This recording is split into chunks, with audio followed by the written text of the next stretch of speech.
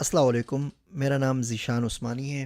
آپ لوگ النافع کے اوپر میرا کورس فاؤنڈیشنز آف اے آئی لے رہے ہیں، اور یہ ہمارا اس کورس کا آخری موڈیول ہے جس کا نام ہے اے آئی کے انسانی زندگی پہ اثرات، کنسیکوینسز آف اے آئی، یہاں جس کو ہم سیکنڈری اور ٹرشری ایفیکٹس بھی کہتے ہیں۔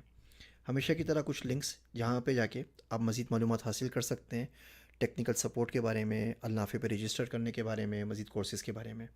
تو آئیے، یہ بہت ہی زیادہ انٹرسٹنگ موڈیول ہے ہمارے کورس کا، اور آخری موڈیول ہے کنسیکوینسز آف اے آئی کا۔ اس کو شروع کرتے ہیں۔ How A I is going to affect an ordinary person, why I have to worry about A I and its advancement, my life is all set in my small city or village, why I need to learn emerging technologies, what it has to do with me. یہ وہ چار top questions ہیں جو مجھے ہمیشہ سننے کو ملتے ہیں جب بھی میں کسی شخص سے مصنوعی ذہانت یا اے آئی کی بات کرتا ہوں۔ میں نے اے آئی کے اوپر اردو میں کتاب لکھی پاکستان کے لیے۔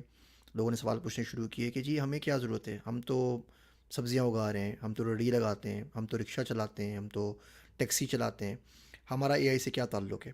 جو اے آئی آ رہی ہے، امریکہ میں آ رہی ہے، یو کے میں آ رہی ہے، ہمارے پاس 100 سال میں بھی نہیں آنی۔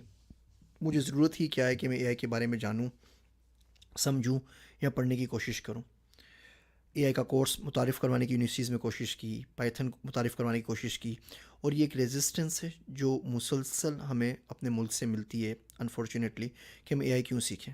اور خالی پاکستان کا ہی کیا، انڈیا میں بھی لوگ اس طرح کی بات کرتے ہیں، مڈل ایسٹ میں بھی لوگ اس طرح کی بات کرتے ہیں کہ یہ چیزیں تو ہیں بس بڑے ممالک کے اندر، ویسٹرن ورلڈ کے اندر، ہمیں ضرورت ہی کیا ہے ان باتوں کے بارے میں پریشان ہونے کی۔ تو اس لیکچر کا، اس موڈیول کا مقصد صرف یہ ہے کہ میں آپ کو سمجھا سکوں کہ اے آئی کس طریقے سے ایک عام آدمی کی زندگی پہ اثر انداز ہوگی۔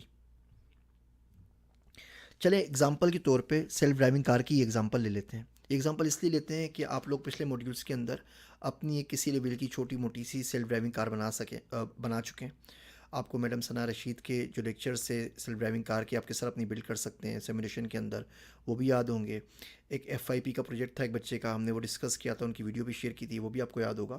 تو آپ نے دیکھا تھا کہ وہ کچھ ڈزنس لائن کا کوڈ تھا سی پلس پلس کے اندر اور پائتھن کے اندر، اور اس سے self driving car basic version اس کا بن جاتا ہے۔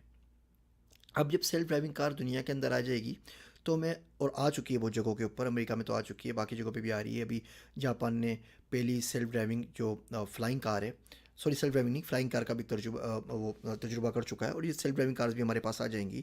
یو اے ای بھی کر چکا ہے تجربہ۔ تو اس سے ہوگا کیا؟ اس سے لیکن دو چیزیں ریپلیس ہوں گی۔ ایک تو اس سے ہم ڈرائیور ریپلیس کر رہے ہیں، جو ڈرائیور گاڑی چلا رہا تھا اس کے بدلے اب ایک اے آئی کا الگورتھم ہے جو گاڑی چلا رہا ہے، تو ہمیں ڈرائیور کی ضرورت نہیں ہے۔ وہ ڈرائیور کوئی آپ کے پاس وہ شخص بھی ہو سکتا تھا جس کو آپ نے تنخواہ پہ نوکری پہ رکھا ہے ڈرائیور کی جاب کے اوپر، اور وہ آپ خود بھی ہو سکتے تھے کہ آپ گاڑی چلا رہے تھے۔ دونوں صورتوں کے اندر ویل کے پیچھے جو بندہ انسان موجود تھا اب ہمیں وہ نہیں چاہیے، کیونکہ اس کا کام اے آئی نے سنبھال لیا ہے۔ دوسرا کام یہ ہوگا کہ سیلف ڈرائیونگ جو کارز ہیں ان میں زیادہ تر تقریباً آلموسٹ 100% جو میجورٹی ہے وہ، مطلب تقریباً ساری کی ساری جو گاڑیاں ہیں وہ چلتی ہیں بیٹریز کے اوپر، الٹرنیٹیو انرجیز کے اوپر، اور فیول پہ نہیں چلتی، یعنی کہ آئل کے اوپر نہیں چلتی، گیسولین کے اوپر، پیٹرول کے اوپر یہ گاڑیاں نہیں چلتی۔ تو جو پیٹرول کی کنزمپشن ہے ظاہر بات ہے اس سے کوئی نہ کوئی تو فرق پڑے گا۔ تو پہلی کام یہ ہو رہا ہے کہ ڈرائیورز ریپلیس ہو رہے ہیں، ہم ڈرائیورز کی ہمیں ضرورت نہیں ہے۔ اور دوسرا کام یہ ہو رہا ہے کہ آئل ریپلیس ہو رہا ہے، اب ہمیں پیٹرول کی یا آئل کی، ڈیزل کی ضرورت نہیں ہے گاڑیوں کو چلانے کے لیے۔